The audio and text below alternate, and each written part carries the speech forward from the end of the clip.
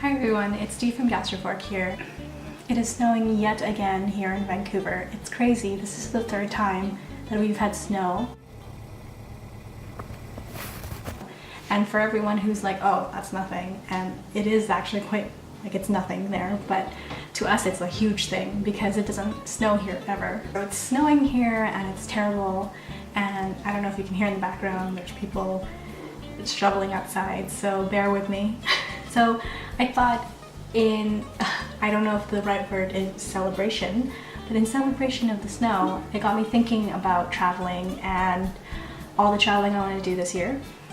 And I thought it would be really helpful to kind of give you guys some tips on what I do before I go to travel. These are kind of pre-travel tips that I always do. I'm a little OCD, as you can probably tell once I've gone through all of these. But you know what, it really helps my trips run smoothly, and I really enjoy my trips a lot better when I know things are on time and I know where I need to be and I know everything's organized. So I thought I'd share this with you guys. Hopefully you find it helpful, and I am curious to see what you guys are doing this year. Are you guys going to be traveling? Let me know if you are traveling, where you're going. I have a couple places in mind. None of it is 100% certain yet because there's just so much things going on right now. I started my own business, so it's a little hectic, but hopefully I will get the chance to travel to a couple places. One place for sure that I'm going to is going to be Las Vegas, and that's because the Backstreet Boys concert is happening and I am a huge Backstreet Boys fan. So here are my 5 pre-travel tips when it comes to getting ready to go somewhere in this great big world. My first tip is for when you're packing.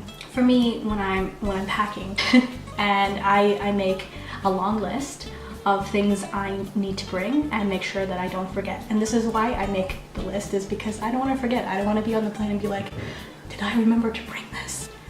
I put it in different categories. So there will be things like toiletries, there'll be like tops, or you know, like pants, dresses, shoes, accessories, so like sunglasses, jewelry, that kind of stuff, so that I kind of have an inventory of what I need to pack, and also an inventory that I can bring on my trip if I really wanted to make sure that I bring everything back. I think a lot of people need to do this, especially if you're a little bit panicky like I am when I travel. It kind of gives me peace of mind knowing that I haven't forgotten anything. Like, I think what I'll do is I will share one of my lists with you guys. I'm gonna put it on Gastrofork, so I will leave a link down below so you guys can, you know, check it out for yourself and download it or print it off. Hopefully it'll help you. So again, another thing with packing is I would really recommend checking the weather to wherever you're going. Obviously, you know, if you're trying to escape the weather, the cold weather, you're going probably somewhere warm, but you never know. It's also really good to check it kind of closer to the date that you're about to travel, so you don't get any surprises and that you plan and you pack accordingly. So tip number 2 is using Google Maps. So this is a tool I use often. So I go into Google Maps and I create my own map of the place that I'm going to. So for example, what I'm showing you here is Portland. And I drop down different pins to where I want to go or places I want to see, and then I further make it even more crazy because I also color code it. I put like my hotel on there, and it's just perfect because I can open it up and then punch it into the GPS, or you know, have it on my phone. So it's super easy to kind of access. And the great thing about having Google Maps too is that you can share it with friends, and I've shared this map so much with a lot of my friends, and they just, because they always ask me for recommendations when I go to certain places, this is a perfect way to be like, here is a map. If you're in this area, you can try this place. It's a really good tool to use.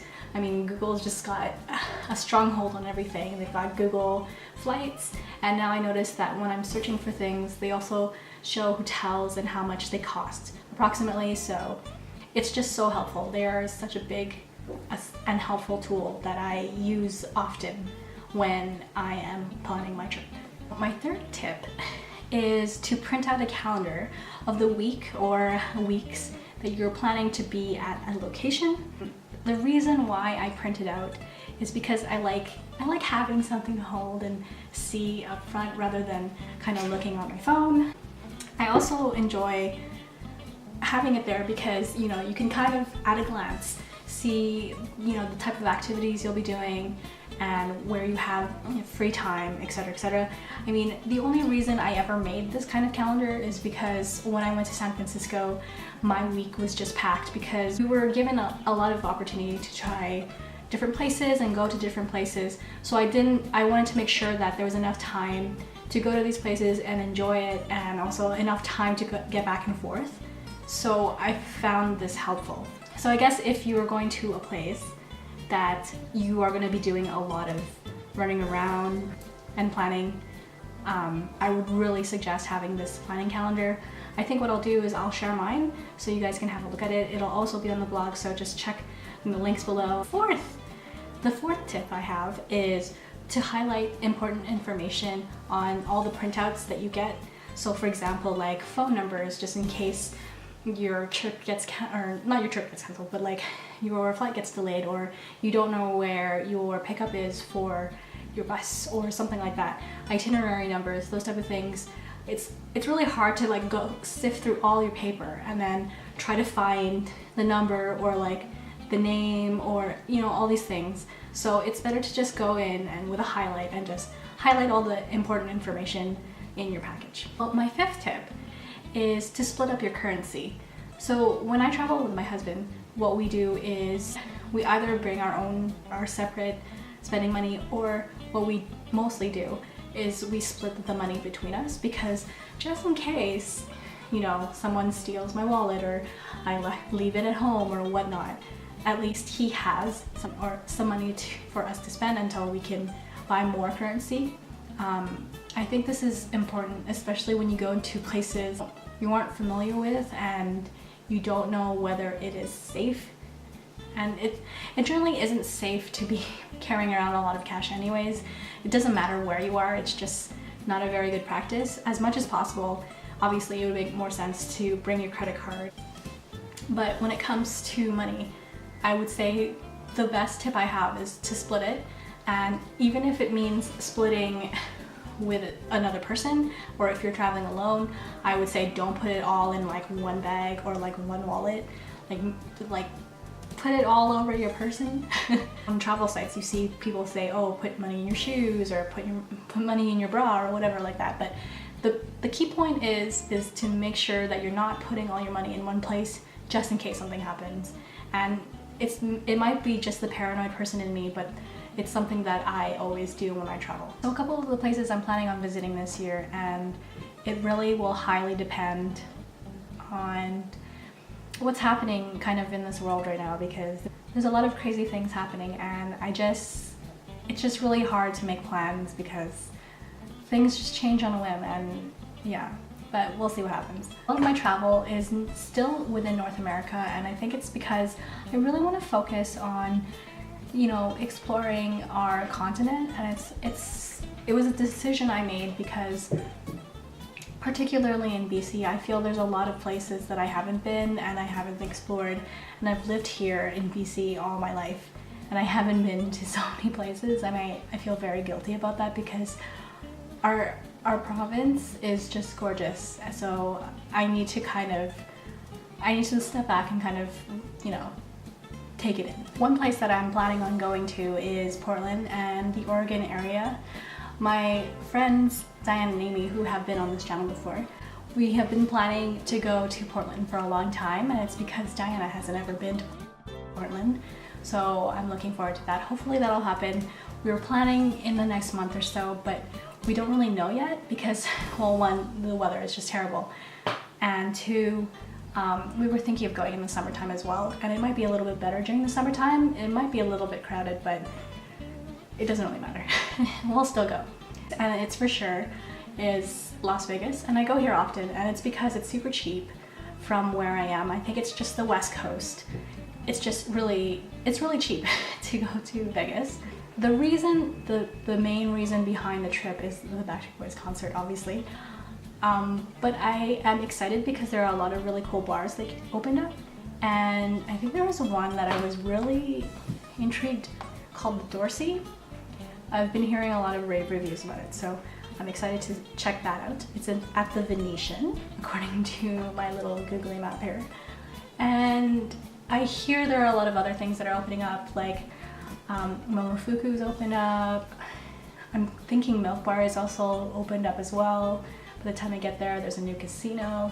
There's a lot of things. Like, Vegas goes through its ups and downs, and there's always new things to see there. So I'm excited to kind of see what's going on there. I know there was a lot of construction going on there, and then it was just stalled for a long time, but I'm excited to go check it out and see if it's all done. Again, it's not 100% confirmed yet, but I'm planning on going to Toronto and visiting Adrian, who's over there, and he's also Gastrofork's East Coast editor, if you don't know that by now. To kind of visit him and also to check out Toronto. I really love Toronto. I used to go there a lot when I was younger. I used to spend my winters there, which is insane if you know Toronto, because Toronto is cold as it's cold. It's very cold. Let's just leave it at that. But I feel like it's almost like my second home because I've been there so many times, and so I miss it, and I miss the big city. I know Vancouver is still technically a big city, but I don't think it's as big a city as Toronto, and I just miss it, and I want to see my relatives, and I want to just explore, because the last time I was there with Tourism Toronto, and I was also there for the inaugural Taste of Toronto, which was amazing, and I want to go back again. I don't know if I'll be there in time for the Taste of Toronto. There's a lot of cool stuff going on there. There's a lot of interesting things that are at New York, and they're bringing it up to Toronto that I do want to try as well. I am looking forward to that. What I really want to do is really go to Japan. I don't know if it'll happen this year, just because, again, it's hard to kind of commit to like a long trip like that, and for Brian to get time off is just going to be a little difficult. But yeah, it's always been a thing I've always wanted to do. I've been kind of trying to put together an itinerary, and it's really difficult because there's just too many things to do there and so many things I want to see. I'm obviously more geared towards the culture and the food. I want to go see some museums. I obviously want to go check out Universal Studios there that Leanne has checked out. I'm going to leave the link because it's amazing. There's a lot of anime stuff that I want to go check out. I want to go check out, like, just Tokyo in general is like a huge city. So I would love to get lost in Tokyo, which sounds odd. And then after that, I want to kind of either go north or south in Japan and kind of see the countryside, go to like the hot springs and the mountains and kind of see what it's like. I think it's going to be really cool. If you guys have been to Japan and you guys have recommendations, please leave them in the comments. I would really love to know if there's like something that's out there that I need to see, or, you know, because I can only research so much, and I feel like I want to do some of the touristy things, but I also want to do things that maybe not a lot of people will get to do. So yeah, if you have any suggestions, not just in Japan, but like for my other trips that I mentioned that I might possibly do, let me know, because I love reading your comments and also like your tips, because it helps me, and I actually do use them when I'm either creating a recipe or I'm going somewhere. And the last place I want to go visit is New Orleans. Again, I'm not 100% sure with that, because just the climate that we're living in right now, it's hard to kind of make plans for that. But I would really love to be there, and it's just the architecture and just the background of, you know, the jazz and like culture. It's just the culture that just interests me, like the French Quarter, the design of it, it's just amazing. I actually wanted to go visit during the off season, which is a interesting time to visit a lot of places, and the more cheaper times to visit places like this. And I was thinking, I think it was in October, but they have a voodoo festival, and that sounds so cool to me. I think I might be a little bit scared to check it out, but I would be really open and willing to check it out, because, I don't know, I have a morbid curiosity, I suppose. Yeah, I mean, yeah, New Orleans is an old town, and I would expect none the less from it. So yeah, that's kind of my travel plans and my travel tips. If you guys want to see more videos like this and you think they're helpful, I would love to make more. Just let me know if you think these are helpful or not. I really hope that those documents that I put on the site are super helpful, because I mean, I use them all the time, and I don't know, I guess it helps me. I don't know if it'll help you, so you can tell me whether it does. But I am a crazy person when it comes to planning, and I think it's because I do a lot of event planning myself, so I don't want to forget anything, so that's why I do all these things. So I'm going to leave it at that for this video. Thank you guys so much for watching. If you like it, make sure to leave a like. And if you're new to the channel, welcome. And subscribe for more great content. I will see you guys in the next video. See you!